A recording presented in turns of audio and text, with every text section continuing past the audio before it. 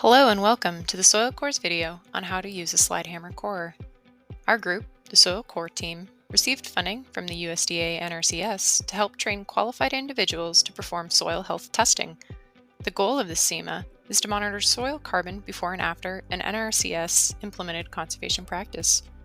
For more information on how to be a qualified individual for CEMA 221 in the Western States, please visit our website at boisestate.edu/soil conservation.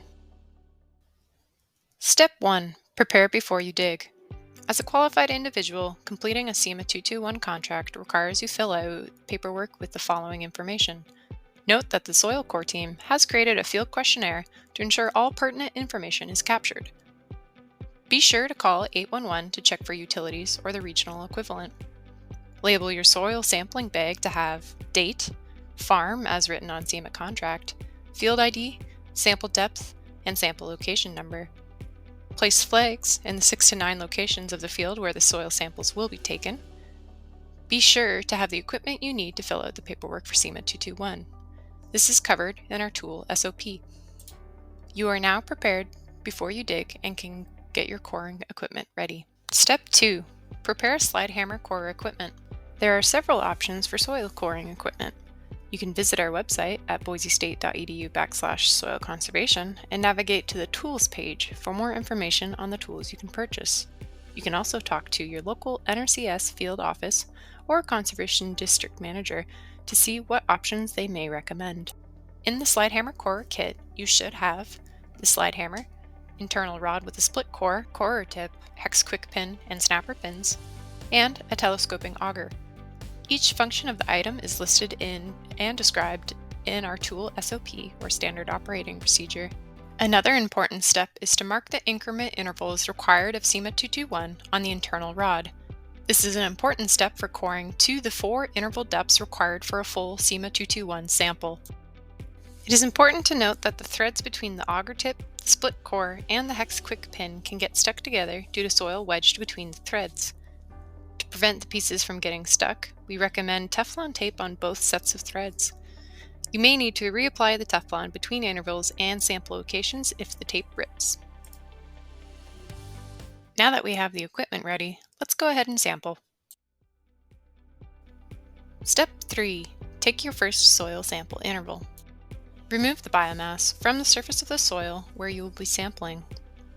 Check the slide hammer is level before driving it into the ground. Note that we have one person holding the slide hammer tool and the other person checking to see if it's level. This is to ensure the tool does not get bent and the soil sample is as accurate as possible. Then you're going to lift and slam the slide hammer tool on top of the internal rod to drive it into the ground. Be sure to keep an eye on the internal rod where you've marked the increment intervals and stop driving when you're at depth. Remove the corer from the ground. Be sure to slide your hand underneath the auger tip so you don't lose any soil. Unscrew the split core and remove excess soil using the soil knife. We remove excess soil to ensure our bulk density measurement is accurate. If you accidentally lose the whole soil core, you will need to restart a new hole, coring at the same interval depth. Place the soil in the bag. Be sure the bag is labeled with the proper interval measurement. Seal the bag and place it in either shade or a cooler. If the interval in measurement was shy a few centimeters, be sure to record it on the sample. Step 4. Continue to core the next 3 intervals. For CEMA 221, it requires that in one sample location, we collect 0 to 15 centimeters, 15 to 30 centimeters, 30 to 60 centimeters, and 60 to 100 centimeter intervals.